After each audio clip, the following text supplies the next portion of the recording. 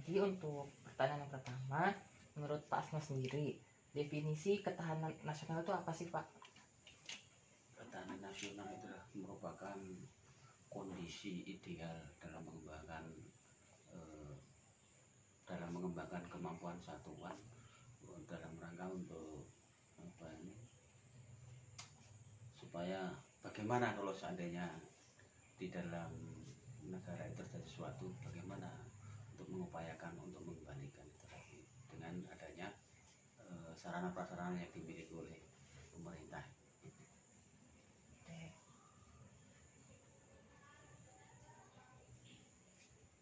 Kalau ada serangan dari luar maupun mungkin yang dari dalam sendiri, dari dalam kan mungkin bisa. Kalau saat ini kan kondisi sosial masyarakat itu. Menurut Pak Asno sendiri nih, apakah langkah yang telah dilakukan oleh pemerintah itu dan aparat penegak keamanan telah efektif dan efisien dalam menjaga ketahanan nasional? Sebenarnya dengan apa yang sudah dimiliki oleh pihak keamanan, dalam hal ini adalah dari TNI, itu sudah diupayakan semaksimal mungkin. Namun kalau di saat ini sudah ada upaya-upaya untuk melengkapi alutsista yang ada, walaupun mungkin kalau dibanding dengan negara-negara yang sudah berkembang, yang sudah maju, kita mungkin kalah jauh. Tetapi saya yakin bahwa kemampuan dari personil dari TNI terutama ini dengan dengan jiwanya yang sudah mulai awal, patriotismenya itu tidak akan kalah, walaupun alatnya mungkin masih alat yang kuno, tapi dengan semangat itulah mereka tetap. Jadi kan Indonesia sekarang ini sudah tidak seperti zaman dulu lagi yang melawan penjajah itu dengan senjata gitu Pak. Menurut Pak Asno sendiri nih, bagaimana caranya nih generasi selanjutnya dalam menjaga keamanan dan ketahanan di Indonesia ini Pak?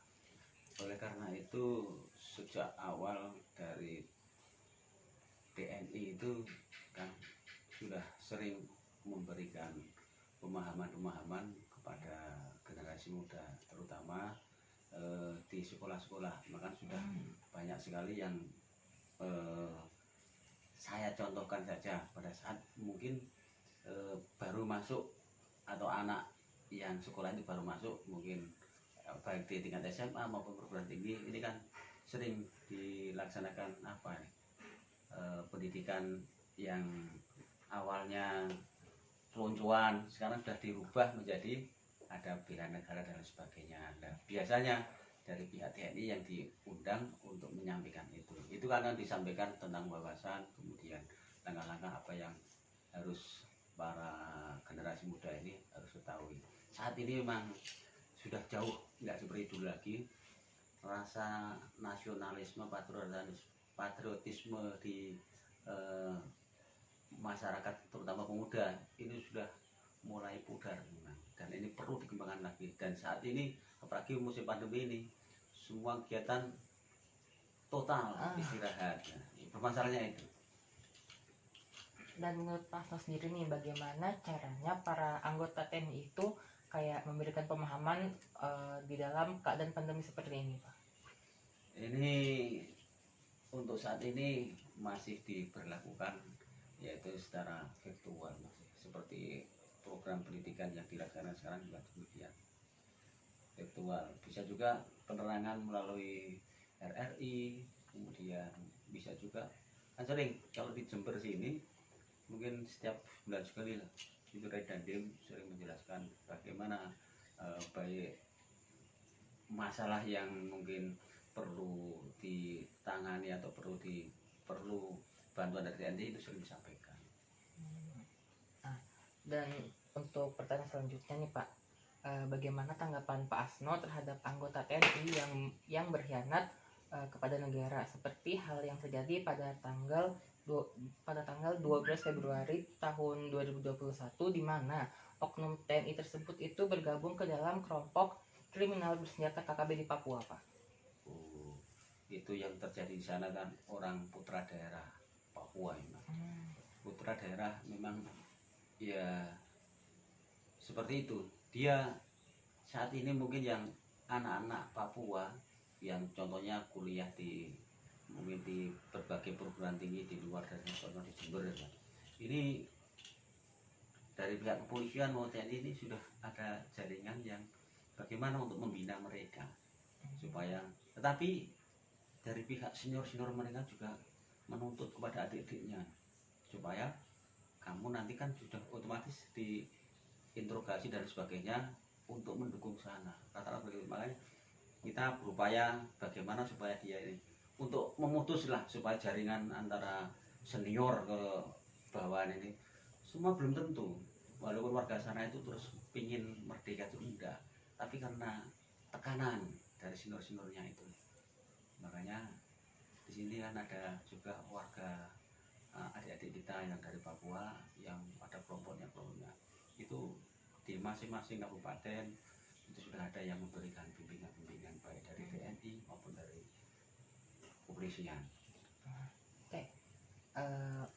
Dan menurut Pak Asma sendiri nih, kalau ada salah satu anggota TNI yang di tempat Pak Asma bekerja melanggar sumpah TNI dan berkhianat kepada negara dalam bentuk apapun, itu bagaimana Pak tanggapan Bapak? Iya, harus ditindak dengan tegas. Karena mereka pada dasarnya kan orang yang sudah dididik, orang yang sudah dilatih, kemudian di belakangnya berkhianat, otomatis hukumannya akan berbeda 2 kali lipat. Karena ada 2 hukuman yang diberlakukan kepada TNI itu.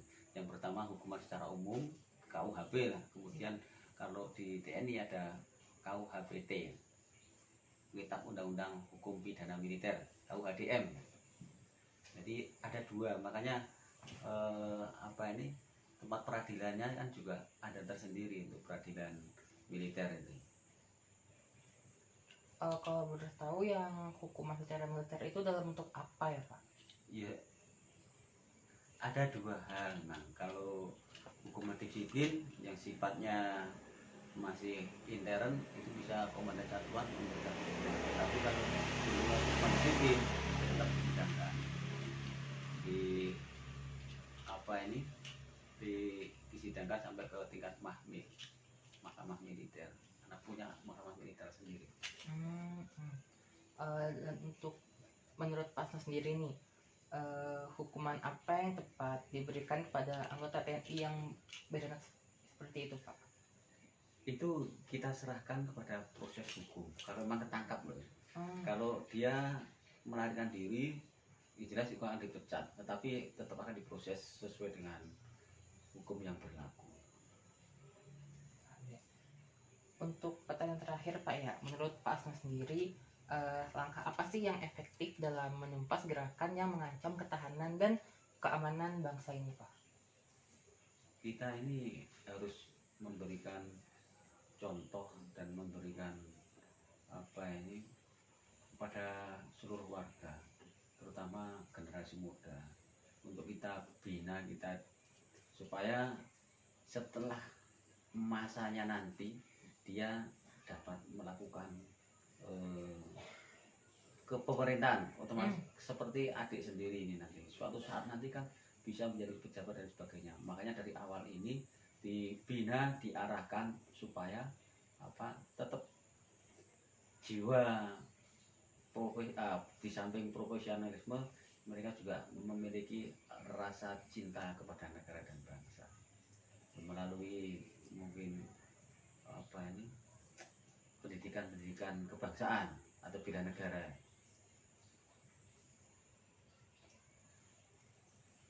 Oke.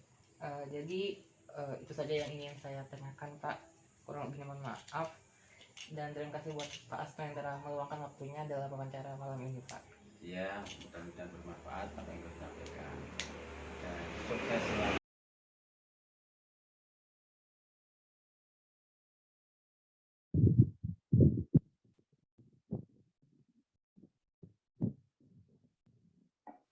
Baik Pak, untuk pertanyaan yang pertama, menurut Pak Sasmito sendiri nih, definisi dari definisi dari ketahanan nasional itu apa ya Pak? Eh, Ketahanan nasional itu adalah kondisi ideal yang dimiliki suatu negara dalam mengembangkan kekuatannya untuk mempertahankan keutuhan negaranya.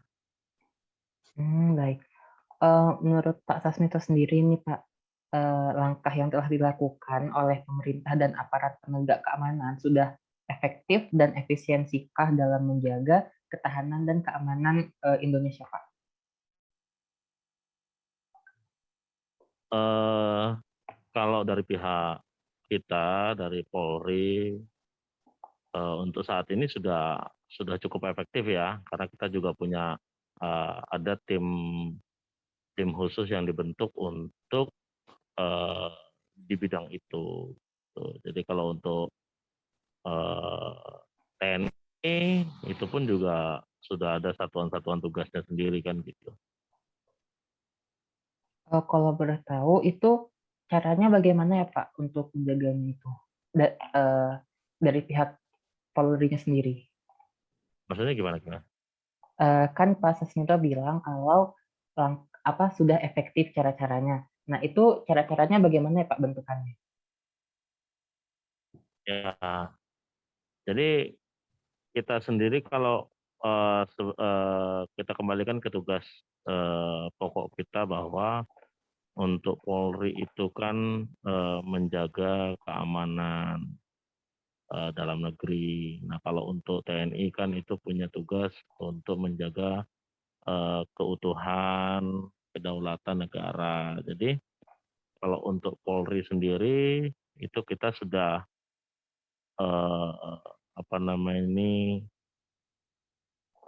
melakukan seperti penindakan-penindakan terhadap terorisme, gangguan-gangguan keamanan dan sebagainya. Dan itu bukan hanya sekedar penindakan, tapi juga kita sudah melakukan kayak sosialisasi dan sebagainya. Iya Pak, mengenai Pencegahan. apa ancaman di Indonesia gitu, kan tanggapan Pak Sasmito itu bagaimana terhadap anggota Polri yang berkhianat pada negara seperti halnya yang terjadi pada tanggal 22 Maret 2021 nih Pak, di mana polisi tersebut itu memasok atau menjual senjata api ke kelompok KKB di Papua Pak. Ya, kalau kita berbicara oknum ya, kita bukan ini ya, berbicara oknum ya kita mengecam itu, gitu kan. Dari Polri pun juga tidak membiarkan hal itu terjadi gitu loh. Kalau memang ada yang terjadi seperti itu ya kita punya aturan-aturan hukum sendiri kan gitu. Eh, izin bertanya lagi Pak ya. Ya, Mungkin agak sensitif nih Pak. Menurut Pak Sasmito sendiri, kalau salah satu anggota di tempat Pak Sasmito ini melanggar Sumpah Polri dan berkhianat pada negara, itu eh, apa yang akan Pak Sasmito lakukan Pak? ya kalau saya sendiri kan saya tidak bisa memutuskan itu ya. Jadi pengkhianat tetap pengkhianat gitu kan. Kalau memang itu terkait dengan eh, apa nama ini tindakan yang melanggar aturan, melanggar kode etik, terus eh, mengancam keutuhan negara, ya kita pasti akan serahkan itu kepada maksudnya ya di kita proses lah secara hukum. Jadi karena kita juga ada kode etik, ada eh, aturan-aturan yang mengikat kita gitu. Jadi ya kalau pengkhianat tetap pengkhianat. Jadi kita serahkan semuanya kepada eh, pimpinan untuk memproses itu gitu. Baik Pak, untuk yang terakhir nih Pak, menurut Pak Sasmito sendiri, langkah apa sih yang efektif dalam menumpas gerakan yang mengancam ketahanan dan keamanan negara Pak? Ya kalau dari kami pendekatan secara personal ya, eh, pendekatan secara personal, terus kita mengembalikan ideologi kita Pancasila, memberikan pemahaman-pemahaman itu. Nah, kalau untuk penindakan itu kan ada tahapan-tahapan setelah kita memang memberikan pemahaman-pemahaman itu, terus memberikan eh,